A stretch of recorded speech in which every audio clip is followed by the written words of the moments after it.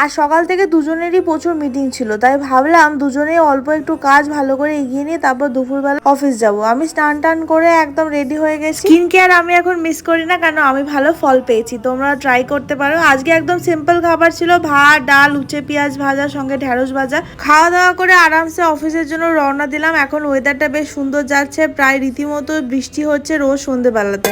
অফিসে আমি পৌঁছে গেছি, কাজকর্ম কমপ্লিট করে এখন বেরিয়ে পড়ছি। এখন 6টা বাজে, কেউ বলবে বলো? আজ আবার বুঝলাম যে দুপুরবেলা ভালোই বৃষ্টি হয়েছে। বাইরে বেরিয়ে দেখি কি ঠান্ডা হাওয়া দিচ্ছে। বাড়ি ফিরে দেখলাম যে বাজারের ব্যাগটা কেচেছিলাম এদিক ওদিক পড়ে রয়েছে। সন্ধ্যেবেলা একটু খিদে পাচ্ছিল বলে ধোসা আর ইডলি নিয়ে এসেছিল আশিস, একটা একটা করে ওটাই খেলাম। এই সন্ধ্যেবেলা খেয়ে নেওয়ার জন্য রাত্রিবেলা খিদে চলে যায়, কি করব? তাই ভাবলাম 4টে রুটি করব আর পটল ভাজা।